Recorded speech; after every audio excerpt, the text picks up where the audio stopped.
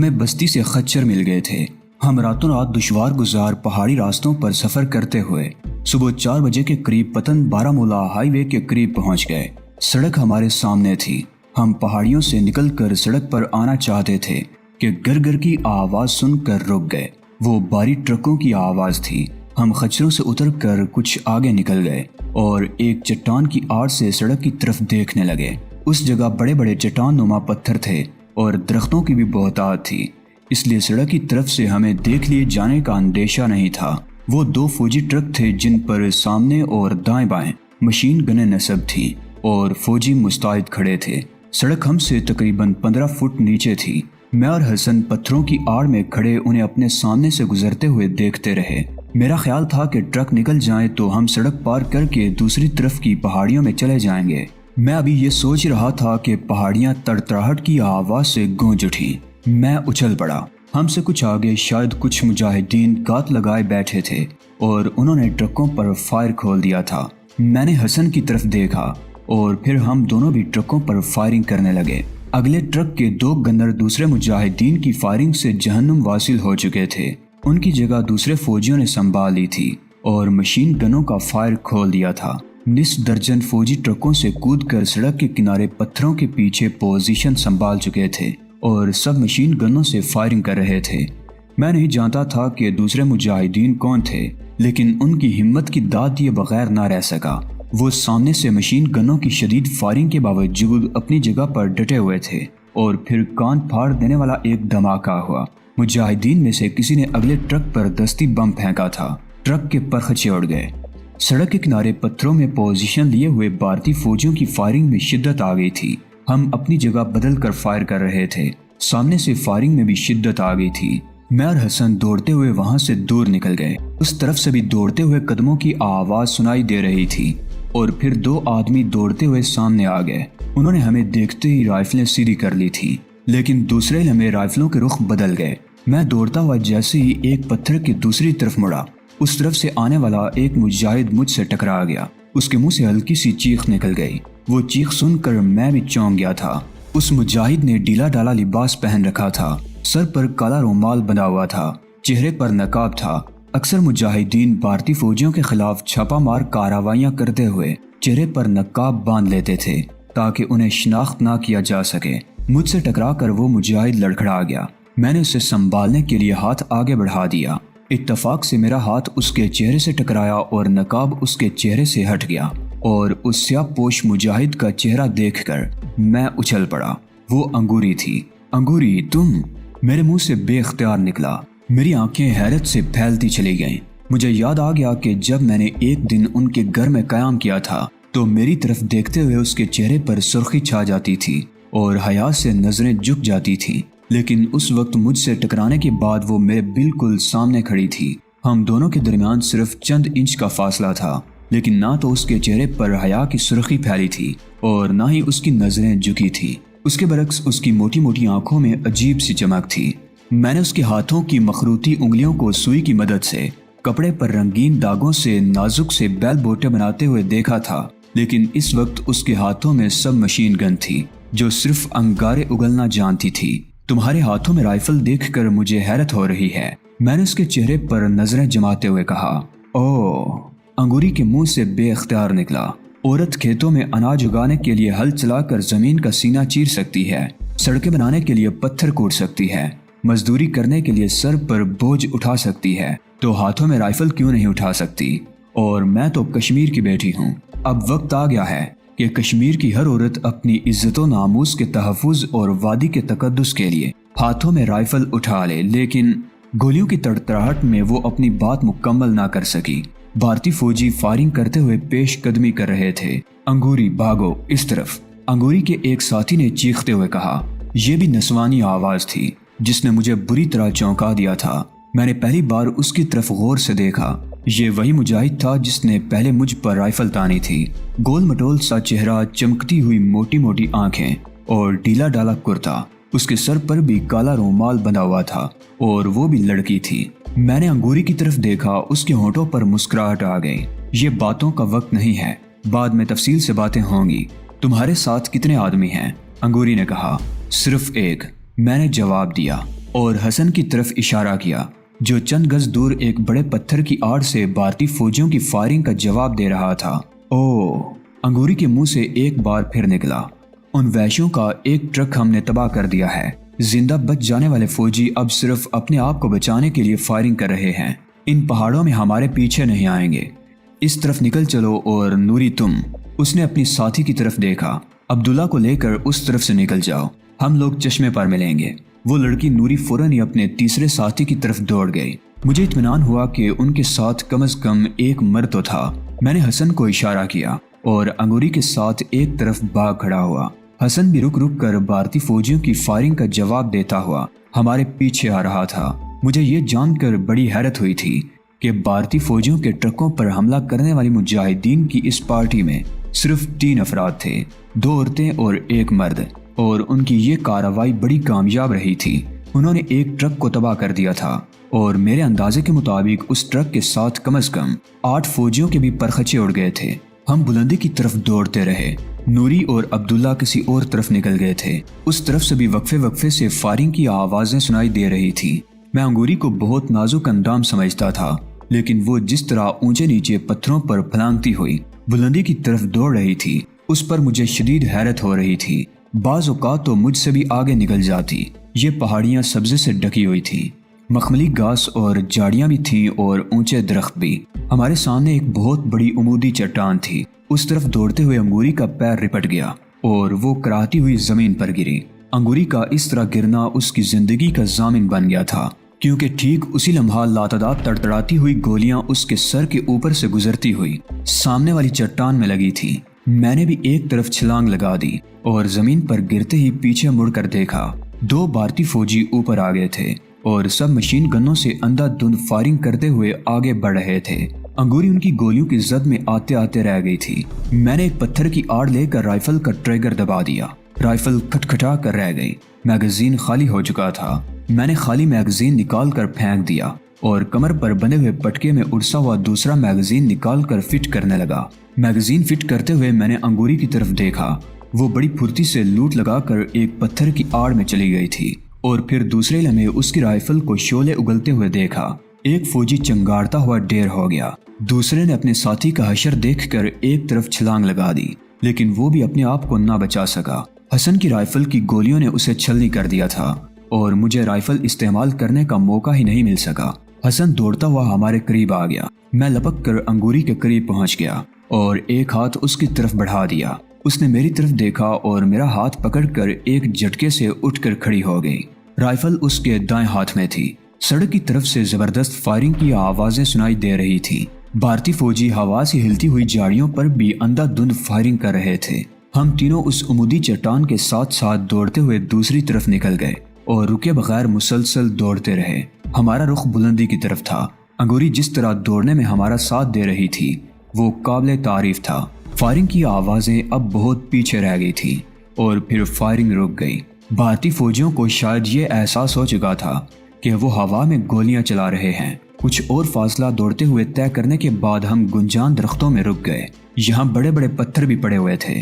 انگوری ایک پتھر سے ٹیک لگا کر بیٹھ گئی۔ اس نے سب مشین گن زمین پر ڈال دی اور گہرے گہرے سانس لیتے ہوئے دوہری ہو گئی۔ بلندی کی طرف مسلسل دوڑتے ہوئے اس کا سانس بری طرح پھول گیا تھا۔ میری اور حسن کی کیفیت بھی اس سے مختلف نہیں تھی۔ میں نے بھی ایک پتھر سے ٹیک لگا کر ٹانگیں پھیلا لی تھی، جبکہ حسن گھاس پر لیٹ گیا تھا۔ میں نے آنکھیں بند کر رکھی تھی اور گہرے گہرے سانس لے رہا تھا۔ پچھلے کئی روز بھاگ دوڑ میں گزرے تھے۔ میں نے دوڑتے ہوئے میلوں کا فاصلہ بھی طے کر لیا تھا، لیکن ایسی کیفیت پہلے کبھی نہیں ہوئی تھی۔ اس کی وجہ شاید یہ تھی کہ اس وقت ہم مسلسل بلندی کی طرف دوڑتے رہے تھے۔ اگر راستہ ہموار یا نشیب کی طرف ہوتا تو شاید میری یہ حالت نہ ہوتی۔ 2-3 منٹ بعد میں نے آنکھیں کھول کر انگوری کی طرف دیکھا۔ اس نے بھی دونوں ٹانگیں آگے کو پھیلا رکھی تھی، دونوں باہیں بھی پہلو میں پھیلی ہوئی تھی۔ سر کسی قدر پیچھے کو جھکا ہوا تھا۔ اس کی آنکھیں بند تھیں۔ ڈھیلے ڈالے کرتے میں تناؤ سا تھا، جس کے نیچے اس کا سینہ دونکنی کی طرح پھول اور پچک رہا تھا۔ انگوری نے آنکھیں کھول دی۔ مجھے اپنی طرف متوجہ پا کر اس کے ہونٹوں پر خفیف سی مسکراہٹ آ گئی اور پھر وہ ٹانگیں سمیٹ کر سیدھی ہو کر بیٹھ گئی۔ حسن بھی اٹھ کر بیٹھ گیا تھا۔ میں تو تمہیں بہت نازک سی لڑکی سمجھتا تھا، لیکن تم تو مردوں سے بھی زیادہ دلیر اور حوصلہ مند ثابت ہوئی ہو، میں نے انگوری کی طرف دیکھتے ہوئے کہا۔ नज़ाकतें दिखाने का वक्त अब गुजर चुका है। अंगूरी ने जवाब दिया। गासिब बेड़ियों ने वादी की मजलूम और बेगुनाह औरतों को हमेशा अपने लिए एक खिलौना समझा। उन्हें तशद्दुद और ज्यादती का निशाना बनाया जाता रहा। मासूम औरतों की इज्तिमाई आबरू रेज़ी रोज का मामूल बन चुका है, लेकिन अब ऐसा नहीं होगा। कश्मीर की औरत अपनी जान तो दे देगी, लेकिन कोई हाथ अपने जिस्म तक पहुंचने नहीं देगी। वो हाथ तोड़ दिए जाएंगे।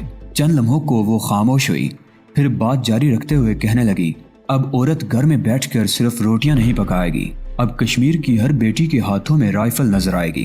कश्मीर की औरत अपने सुहाग, अपने भाइयों और अपने बेटों को महाज पर रुखसत करने का हौसला रखती है, तो इसमें मर्दों के पहलू ब पहलू लड़ने और दुश्मन से पंजा आजमाई करने का हौसला भी है।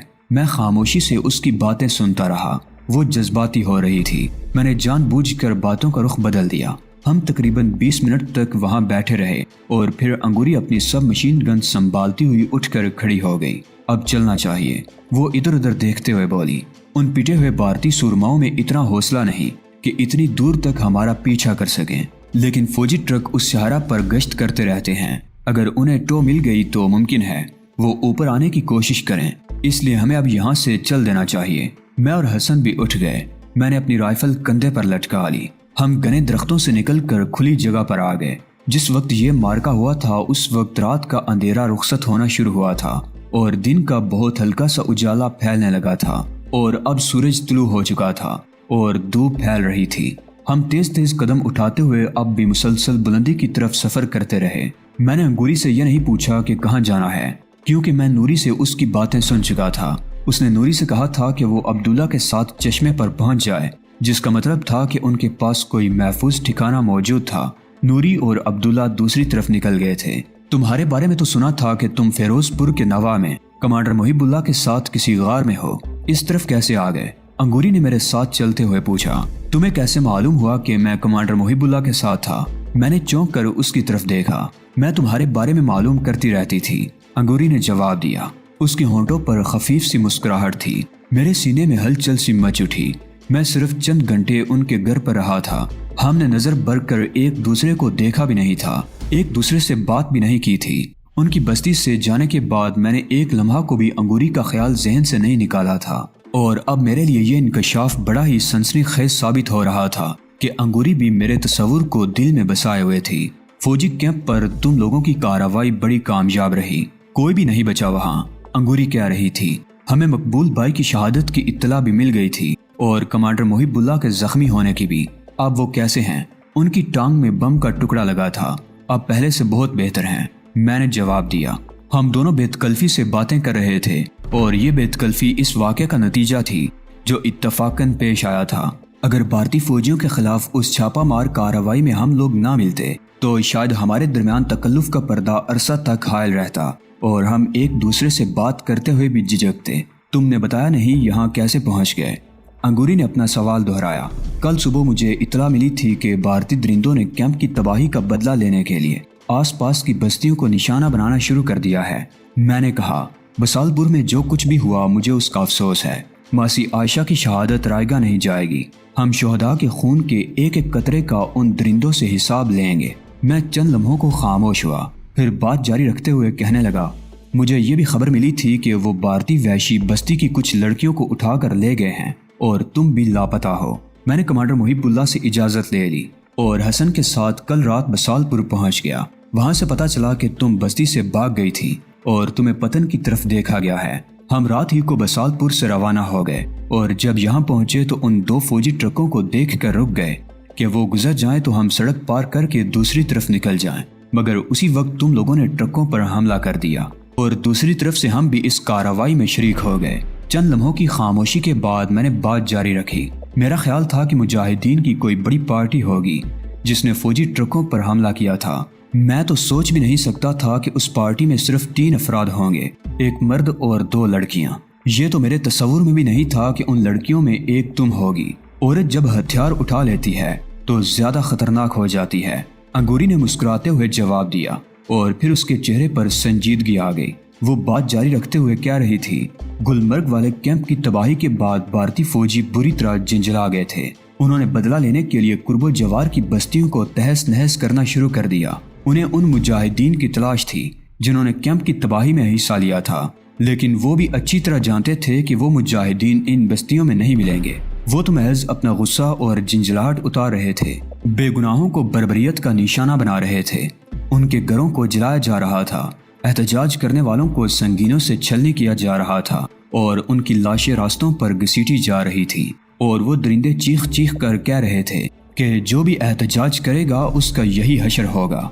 और फिर उस रोज वो खामोश होकर इधर उधर देखने लगी, फिर बात जारी रखते हुए कहने लगी, और फिर उस रोज शाम होने से जरा पहले 2 जीपों और 2 ट्रकों पर सवार तकरीबन 30-35 फौजी हमारी बस्ती में घुस आए। उन्होंने आते ही लूट मार शुरू कर दी। बूढ़ों, बच्चों और औरतों को तशद्दुद का निशाना बनाया जाने लगा। उन्हें ना जाने किस तरह ये पता चल गया था कि कैंप की तबाही से 1 रोज पहले 2 मुजाहिदीन ने चंद घंटों के लिए इस बस्ती में कयाम किया था, और उन्हें यह भी पता चल गया था कि वो मुजाहिदीन आयशा के घर में ठहरे थे। 4 फौजी हमारे घर आ गए। अम्मा ने मुझे पिछले दरवाजे से निकाल दिया। मैं गली के सिरे से चाची रशीदा के घर में छुप गई। कुछ देर बाद वो फौजी अम्मा को मारते पीटते और बालों से पकड़कर घसीटते हुए बस्ती के चौक पर ले आए। चाची रशीदा के घर वालों ने मुझे एक कमरे में बंद कर दिया था। अम्मा की चीखें मेरे कानों से टकराती रही। मैं बाहर निकलना चाहती थी, मगर चाची रशीदा के घर वालों ने मुझे कमरे से नहीं निकलने दिया। बस्ती में शोर बढ़ता जा रहा था। भारतीय फौजियों ने हमारे घर को आग लगा दी थी। बस्ती के कुछ और घरों को भी जला दिया था। मैं जिस कमरे में बंद थी उसकी खिड़की से शोले और धुएं के बादल उठते हुए नजर आ रहे थे। शाम का अंधेरा फैल रहा था। फौजी अब घरों में घुसकर जवान लड़कियों को बाहर निकाल रहे थे। चाची रशीदा का भाई मुझे और अपनी जवान बेटी ताहिरा को लेकर छुपता छुपाता बस्ती से निकल आया और कहा कि हम जंगल में जाकर छुप जाएं, और जब ये भेड़िए वापस चले जाएं तो हम भी वापस आ जाएं। मैं और ताहिरा बस्ती से निकलकर गुलमर्ग की तरफ जाने वाले रास्ते के करीब ऊंची झाड़ियों में छुप गईं। रास्ते के करीब छुपने का मकसद ये था कि हम उन फौजियों को वापस जाते हुए देख सकें, और जब वो दूर चले जाएं तो हम बस्ती में वापस आ जाएं। शाम का अंधेरा गहरा हो चुका था। बस्ती के कई मकानों में आग लगी हुई थी, और फिर हमें 2 फौजी ट्रक आते हुए दिखाई दिए। मैं और ताहिरा झाड़ियों में छुपी उन्हें देखती रही। उस वक्त हम दोनों खौफ से थर थर कांप रही थी। एक जीप और 2 ट्रक हमारे सामने से गुजर गए। आखिर में आने वाली जीप हमारे ऐन सामने सड़क पर रुक गई। मैं और ताहिरा खौफ के मारे एक दूसरे से लिपट गईं। मेरा ख्याल था कि उन्होंने हमें देख लिया है, लेकिन मेरा ख्याल गलत निकला। जीप खराब होकर रुकी थी। ड्राइवर बार बार इंजन स्टार्ट करने की कोशिश करता रहा।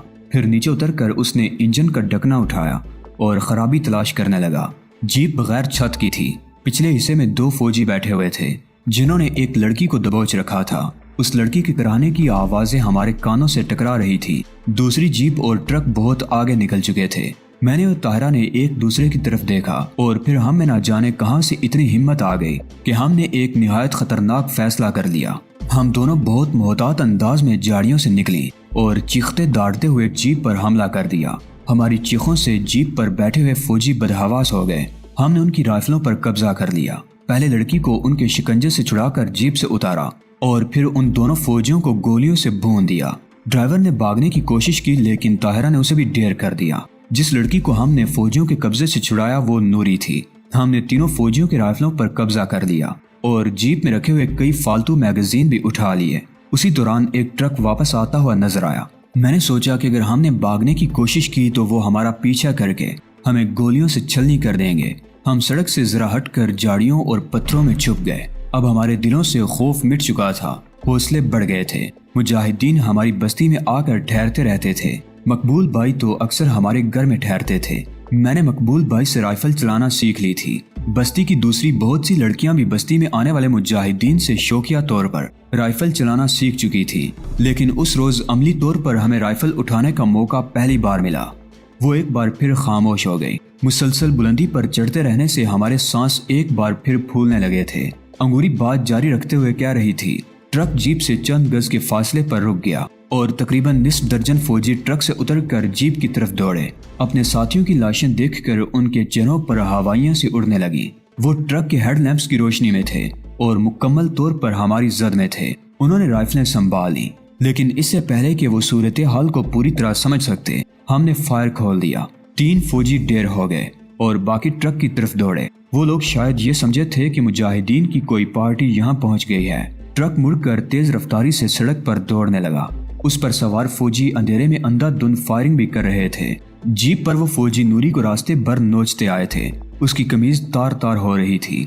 हम लोग बस्ती में वापस आ गए। कई और घरों की तरह मेरा घर भी शोलों की लपेट में था। मेरी माँ की लाश चौक में पड़ी थी। बस्ती के लोग खौफजदा और सरासीमा थे। कुछ लोग मेरी माँ की लाश के करीब भी जमा थे।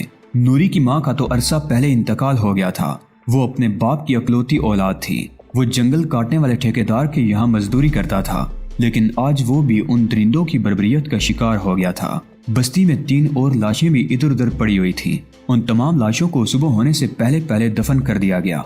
मैंने उनकी कब्रों पर खड़े होकर कसम खाई थी कि उनके खून के एक एक कतरे का बदला लूंगी। रात तो खैरियत से गुजर गई। ये भारतीय फौजी बड़े बुज़दिल हैं। उन्हें अपनी जान का बड़ा खौफ रहता है। शाम का अंधेरा फैलने के बाद ये अपनी छावनियां या कैंपों से बाहर नहीं निकलते। रात को उन्होंने कोई जवाबी कार्रवाई नहीं की थी। उनके 5 साथियों की लाशें रात भर बस्ती के बाहर सड़क पर पड़ी बेड़ियों की खुराक बनती रही। मुझे यकीन था कि सुबह होते ही फौजी भारी तादाद में एक बार फिर बस्ती पर हमलावर होंगे, इसलिए मैंने दिन की रोशनी फैलने से पहले ही वहां से निकलने का फैसला कर लिया था। ताहिरा को चाची रशीदा रात ही को चंद मील दूर एक और बस्ती में अपने किसी रिश्तेदार के यहाँ ले गई थी। नूरी मेरे साथ चलने को तैयार हो गई और फिर अब्दुल्ला भी हमारे साथ हो गया। ये दोनों एक दूसरे के मंगेतर हैं। हमने एक महफूज ठिकाना तलाश कर लिया है। मैं जानती हूँ कि दिन के वक्त फौजी गाड़ियां शाहरा पर गश्त करती रहती हैं। पहले रोज हमने एक अकेली जीप को निशाना बनाया। वो जीप पतन से बारामूला की तरफ जा रही थी। उसमें ड्राइवर समेत 4 फौजी थे। हम गात लगाए बैठे थे। वो चारों हमारे हाथों मारे गए। उस जीप से हमें बहुत सा एमुनिशन और कई दस्ती बम मिल गए। पिछले 3 रोज से हम उस शहरा के मुख्तलिफ मकामात पर इसी किस्म की छापा मार कार्रवाइयां करके भारतीय फौजियों को नुकसान पहुंचा रहे हैं। आज भी हम रात के आखिरी पहर 3 बजे इस जगह गात लगाकर बैठ गए थे और जैसे ही हमने ट्रकों पर हमला किया, दूसरी तरफ से फायरिंग की आवाज सुनकर मैं समझी थी कि मुजाहिदीन की कोई बड़ी पार्टी उस तरफ आ निकली है। हमारे हौसले बढ़ गए, लेकिन खोदा पहाड़ निकला चूहा। मैंने उसकी बात पूरी कर दी। अंगूरी ने हल्का सा कहकहा लगाया। फजा में जैसे नकरी घंटियां सी बज उठी। लेकिन तुम दो ने भी हमें बड़ा हौसला दिया था, अंगूरी ने संजीदगी इख्तियार करते हुए कहा। दूसरी तरफ से हमला हुआ तो भारतीय सुरमा यही समझे थे कि मुजाहिदीन की किसी बड़ी पार्टी ने हमला किया है, और फिर अब्दुल्ला ने बर वक्त हैंड ग्रेनेड फेंक कर बड़ा काम कर दिखाया।